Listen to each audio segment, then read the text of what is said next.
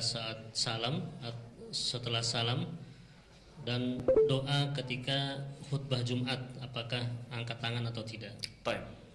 Yang pertama, doa dalam salat yang dikabulkan ada 4 keadaan. Ada 4 keadaan dan dalilnya sahih. Yang pertama saat berdiri, hadisnya qudsi bahkan. Saat berdiri. Ini jangan main-main dengan ini. Ini yang paling hebat ya. Hadisnya qudsi. Saya percepat saja. An Abi Hurairah radhiyallahu anhu qala. Dari Abu Hurairah, semoga Allah meridai kepadanya, beliau menyampaikan. Perhatikan, saya langsung kepada matan hadisnya. Idza qala al-'abdu, ya, qussimatis shalah baini wa baina 'abdi. Kata Allah, kata Rasulullah, qala Allah azza wa jalla, Allah berfirman dalam hadis qudsi, qussimatis shalah atau qassamtu shalah baini wa baina 'abdi. Saya bagi dalam salat hak dan kewajiban antara aku dengan hambaku. Idza qala al-'abdu, kalau hambaku membaca dalam salatnya alhamdulillahi rabbil alamin, qala Allah azza wa jalla, dijawab oleh Allah, hamadani 'abdi, hambaku sedang memujiku. Wa idza qala al-'abdu ar-rahmanir rahim, kalau hamba kemudian berkata ar-rahmanir rahim, qala Allah azza wa jalla athna 'alayya 'abdi, Allah langsung menjawab, hambaku sedang menyanjungku. Wa idza qala al-'abdu maliki yaumiddin, kalau hambaku berkata maliki yaumiddin, qala Allah azza wa jalla majjadani 'abdi, Allah langsung merespon, hambaku sedang mengagungkanku. Perhatikan betul kalimatnya. Kalimat yang pertama ini, kata para ulama, memberikan kesan, kalau kita sedang baca Al-Fatihah dalam sholat, sedang berdiri, rasakan kita sedang berdialog dengan Allah, bukan bacaan biasa. Karena itu turun hadis di Muslim nomor 97, yang di Arba'in nomor kedua posisinya. Ada ihsan, masjidnya Al-Ihsan.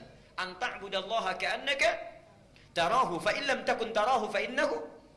Jadi kalau kita sedang beribadah kepada Allah, rasakan seakan-akan bersama Allah, berdialog. Kalau kita tak mampu menatapnya, yakinkan saat beribadah Allah mengawasi kita. Itu ada jawaban. Yang paling hebat, perhatikan. Wa idza qala al-'abdu, ini poinnya. Kalau hamba sedang berkata iyyaka na'budu, perhatikan rumusnya ya. Wa iyyaka nasta'in, ya Allah, kami jadikan aktivitas kami sebelum salat sebagai ibadah kepadamu. Jadi sebelum salat itu, nanti antum zuhur salat ya. Sekarang niatkan ibadah, nanti makan niatkan ibadah, minum ibadah, pulang ibadah.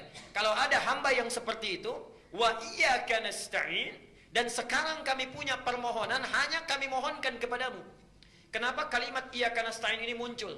Karena ini perintah di Quran saat dalam fikih salat, Al-Baqarah 45. Perhatikan, bagi orang-orang yang punya persoalan sebelum salat, wasta'inu bis-sabri was-salat. Kenapa kita dipanggil oleh Allah lewat salat? Itu bukan hanya tuntutan fikih semata. Allah sebetulnya ingin menyelesaikan segala persoalan yang kita bawa sebelum menghadap kepadanya. Seakan-akan ketika mengatakan hayya 'ala shalah, di salat, punya masalah apa? Punya problem apa? Punya kesulitan apa yang akan diselesaikan? Ya. Karena itu dalam panggilan adzan setelah hayya 'ala shalah apa? Hayya 'alal falah. Kalau orang salat pasti bahagia karena masalahnya selesai. Karena itulah ketika kita mengucapkan iyyaka na'budu, ya Allah, adabnya, saya sudah beribadah kepadamu, sekarang punya permohonan, hanya kepadamu saya panjatkan. Apa jawabnya?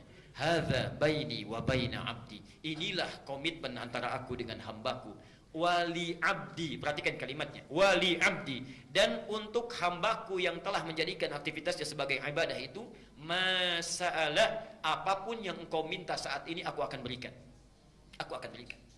Dan itu sudah dipraktekkan oleh Nabi Zakaria sejak muncul perintah solat di awal-awal. Jadi solat itu bukan hanya pada Nabi Muhammad, Nabi Isa solat, Nabi Musa solat, Nabi Zakaria solat, tapi caranya tidak sama dengan kita.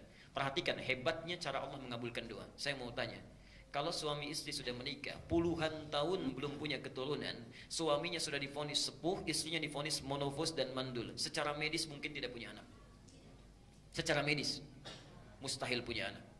Nabi Zakaria bangun, masuk ke mihrabnya. Ali Imran surah 3 ayat ke-38 dan 39. Perhatikan, dalam solatnya berdiri itu meminta kepada Allah. Hunalika da'a Zakaria rabbah. Di mihrabnya Zakaria bermohon kepada Tuhannya. Apa doanya? Qala rabbi habli min ladunka dzurriyyatan thayyibah. Duhai Allah, saya sudah berusaha mendapatkan keturunan, berobat sana sini enggak dapat-dapat. Sekarang saya pasrah hanya meminta kepadamu. Innaka sami'ud du'a. Sungguh hanya Engkau yang pasti mendengar doa saya. Tidak menunggu lama, doa selesai dipanjatkan, langsung muncul ayat 39. Fa, tidak pakai waw, tidak pakai thumma. Fanadathul malaikatu. Maka tiba-tiba datang malaikat setelah doa dipanjatkan, menyeru. Perhatikan, wa huwa qa'imun yusalli fil mihrab. Sedangkan Nabi Zakaria itu belum selesai salatnya, masih berdiri. Masih berdiri dalam salatnya, baru selesai berdoa, malaikat langsung turun. Annallaha yubashshiruka bi Yahya. Anda dapat kabar gembira, Allah memberi kabar kamu akan punya anak. Langsung bahkan namanya dari Allah, Yahya. Artinya hidup, yang mustahil menurut medis bisa lahir. Bayi yang hidup dari rahim perempuan yang menopos dan mandul, kata Allah hidup dia. Saking bingungnya Nabi Zakaria sampai nggak percaya. Kok bisa ya? Padahal awalnya minta, setelah dikasih kok bisa katanya. Qala anna yakunu li ghulamun wa qad balaghani al-kibar wa imraati aqir. Ya Allah, kok bisa saya punya anak padahal saya sudah sepuh katanya. Istri saya pun sudah menopos dan mandul, coba berikan tanda dan seterusnya. Artinya, kalau orang benar salatnya, dalam berdirinya meminta kepada Allah, itu sudah ditunggu. Mau minta apa? Pasti dijawab itu kalau mintanya benar. Pertanyaannya sekarang, maaf, Bapak Ibu, kalau Allah sudah meminta seperti itu, apapun dikabulkan, mau minta apa? Yang belum punya motor minta apa? Yang belum punya mobil? Minta mobil. Sudah punya mobil minta? Yang belum menikah minta?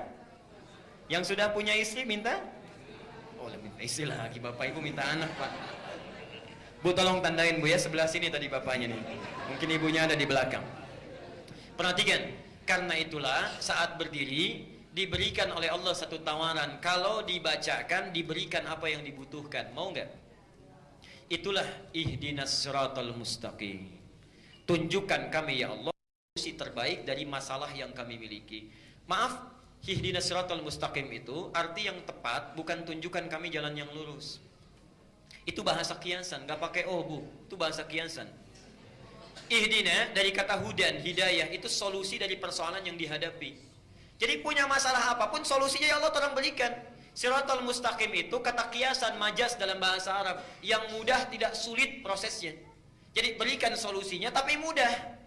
Jadi ketika kita meminta dalam sholat, itu minta ya Allah, saya punya masalah, tolong berikan. Diberikan oleh Allah satu bacaan, dibaca. Jadi yang punya masalah di rumah tangga diberikan solusinya, yang punya masalah di pekerjaan diberikan solusinya. Dan itu bukan solusi biasa. Siratal ladzina an'amta 'alaihim, nikmat. Ghairil maghdubi 'alaihim, Allah tidak murka dengan apa yang dikerjakan, waladhdallin, dan tidak tersesat dalam mengerjakannya, mudah dikerjakan. Jelas sampai di sini? Baik. Yang jadi persoalan, kalau sudah dikasih cukup tidak? Kadang-kadang diberi pun masih ingin yang spesifik. Saking sayangnya Allah kepada kita, diberikan kesempatan kedua setelah baca Al-Fatihah, diminta memilih surat-surat yang sesuai ayatnya dengan keperluannya, dari Al-Fatihah sampai dengan An-Nas. Yakinlah semua ayat Quran itu solusi persoalan hidup kita. Itu sudah tegas disampaikan, bahasanya hudan. Dia tadi Al-Baqarah 185. Syahrul Ramadan alladzi unzila fihi. Di bulan Ramadan Quran diturunkan. Apa fungsinya? Hudan. Hudan. Solusinya disebut hudan, memintanya disebut ihdina. Nah, orang Islam saking sayangnya Allah kepada mereka, dipaksa supaya dapat solusi itu lewat salat. Al-Baqarah ayat kedua dan 3. Dzalikal kitabu la raiba fi hudan. Yang di ayat 185 linnas, untuk manusia. Jadi kalau ada orang yang mau baca Quran dapat hidayah, tapi orang Islam dipaksa supaya dapat solusi itu lewat salat. Perhatikan, siapa orang yang dapat hidayah itu, muttaqin itu, alladzina yu'minuna bil ghaibi wa. Jadi salat itu sebetulnya supaya memudahkan Allah menyelesaikan persoalan kita. Silahkan pilih kalau ingin spesifik dari Al-Fatihah sampai dengan An-Nas. Ada ayatnya sesuai dengan keperluan kita. Misal, mohon maaf, yang punya persoalan rumah tangga, An-Nisa 34 misalnya sampai dengan 36. Ustadz, suami marah-marah terus, ayat 19-nya. Ustadz, istri saya cerewet, gak mau nurut pada yang baik-baik, ayat 34-nya. Jadi ketika tahajud pisah kamar itu, suaminya baca 34, istrinya 19, terus itu ya. Begitu, subhanallah. Anak-anak gak bisa bagaimana mengarahkan supaya soleh. Lihat Luqman 13, ayat 13 sampai 19. Ustadz, kalau anaknya banyak bagaimana? Yusuf pindah. Ustadz, pekerjaannya susah saya ini, bagaimana supaya dimudahkan? Al-Isra ayat 79 sampai 82. Ustadz, mudah tapi datang lagi banyak. Al-Insyirah, semuanya ada di situ. Tinggal kita bacakan. Masalahnya nggak hafal. Jadi dari subuh sampai isya yang dibaca itu lagi. An-Nas lagi. Pantas mimpinya ketemu jin terus, itu yang dibaca. Yang jadi persoalannya. Jadi pertama saat berdiri itu caranya. Jadi kalau ibu bertanya atau bapak bertanya dari kertas tadi, artinya siap menghafalkan ayat Quran. Hadir malam Jumat, nanti kita berikan gambarannya. Yang kedua saat rukuk, Tapi dalam ruku nggak boleh baca ayat Quran, ya. Cukup mintakan. Baca doa yang sunnah dulu, bisa pilih banyak doanya. Subhanakallahumma bihamdika Allahumma ighfirli, atau subhana rabbiyal azim, atau subhana rabbiyal azim wa bihamdi, dan sebagainya banyak. Silakan setelah itu mintakan dalam hati kita atau membaca doa yang seperti Nabi contohkan. Silakan buka buku sifat salat Nabi, banyak di situ doanya, ya. Yang karya Ibnu Qayyim Al-Jauziyah, yang karya Syekh Muhammad Nasiruddin Al-Albani, yang karya Syekh Sya'rawi, banyak buku sifat salat Nabi, ada penuntun di situ.